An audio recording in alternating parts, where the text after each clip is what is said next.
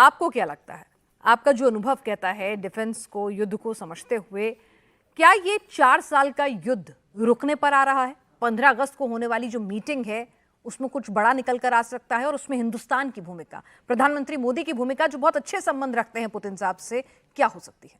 हाँ देखो बयान, एक तो सच्चाई ये है कि ये लड़ाई 4 साल के करीब हो गए हैं और रुकने का नाम नहीं ले रही, और इसने पूरी वर्ल्ड की इकोनॉमी को एक प्रकार से बहुत ही एडवर्स इम्पैक्ट किया है। अगर आप देखें पूरी वर्ल्ड की इकोनॉमी का जो 1.7% जीडीपी कम हो गया है, आपके फ्यूल, फूड, फर्टिलाइजर के रेट बढ़े हैं, तो अभी मुझे लगता है ये लड़ाई बंद होनी चाहिए।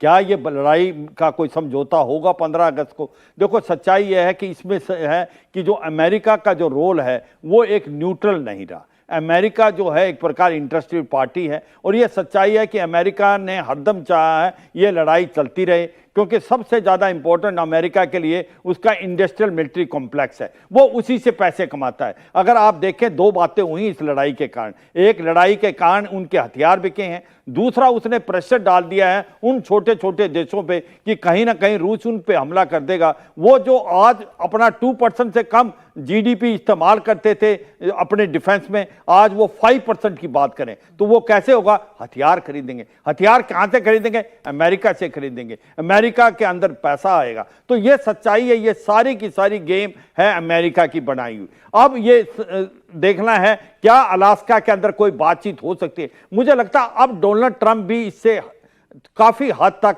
वो भी थक गए हैं, वो भी चाहते हैं ये लड़ाई शायद बंद हो। तो अब क्या पुतिन इसको मानेंगे? देखो पुतिन तो उनकी रेड लाइन है, उनकी जब तक रेड लाइन नहीं मानोगे वो नहीं मानेंगे। वो रेड लाइन क्या है? उसकी 3 रेड लाइन है। एक तो कि भाई आने वाले समय में ये राइटिंग में यकीन दिया जाए यूक्रेन कभी भी नेटो का हिस्सा नहीं बनेगा। दूसरा, जो इलाके जीत लिए हैं, जो कि 4 हैं आपके, डोनेत्स्क, लुहांस्क, जापोरिजिया और खार्सन, क्योंकि ये रशियन स्पीकिंग है, और क्रीमिया जो 2014 में लिया था उसको मान लिया जाए वो रूस का हिस्सा है। और तीसरा कि आने वाले टाइम में अगर यूक्रेन को अमेरिका मदद देता है तो वो रशिया से बातचीत करके देगा। इसके अलावा वो मानने को तैयार नहीं है। अब जेलेंस्की इसको मानने को तैयार नहीं है। तो अब बड़ी कॉम्प्लेक्स सिचुएशन है कि क्या अलास्का में कहीं ऐसा नहीं थोथा चना बाजे गाना, कहीं ऐसा तो नहीं बातचीत करने के टेबल पे तो आए, बात कुछ नहीं हुई। यह भी डर एक बहुत सता रहा है सबको। अब बात आती है भारत का रोल क्या है। देखो यह सच्चाई है, भारत एक कंस्ट्रक्टिव रोल प्ले कर सकता है। अगर कोई भी ऐसा लीडर था जो कि पुतिन की आंखों में आंखें डाल के कहता था कि this is not an era of war, वो भारत ही है। तो मुझे लगता है एक वो ऐसा देश है जो रूस के साथ भी दोस्त था, जेलेंस्की के साथ भी दोस्त था, जेलेंस्की के पास भी गया, काफी हमने सपोर्ट भी किया। तो हो सकता है भारत बड़ा कंस्ट्रक्टिव रोल प्ले।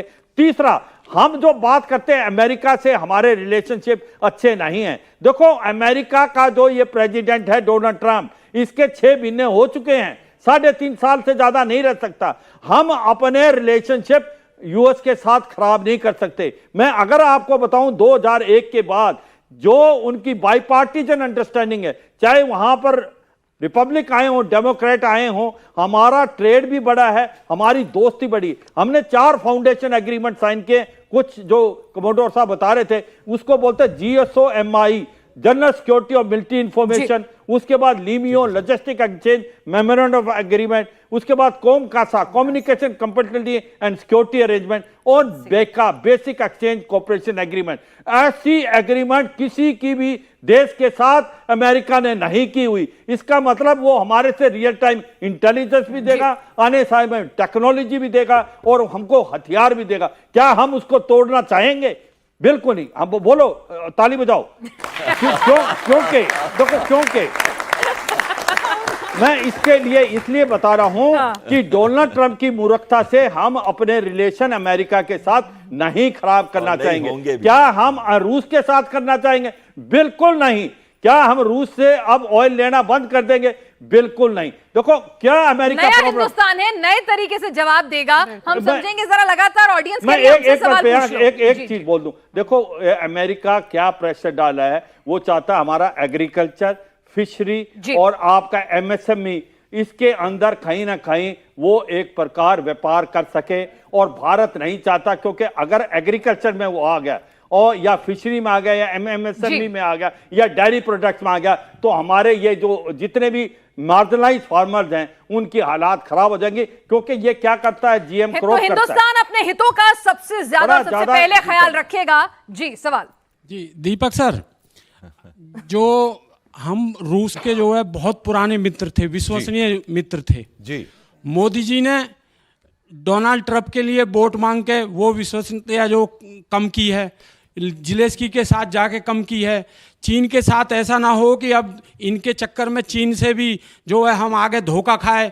तो क्या ऐसा नहीं लगता कि रूस जो हमारा सबसे विश्वास पात्र मित्र था, उसको हम कहीं ना कहीं संदेह के दायरे में लेके जा रहे हैं? सर, चाणक्य ने हमें एक चीज सिखाई है कि मेरे दुश्मन का दुश्मन मेरा दोस्त होता है, और उसने ये नहीं कहा कि जो मेरा दोस्त है उसका दुश्मन जरूरी मेरा दुश्मन है।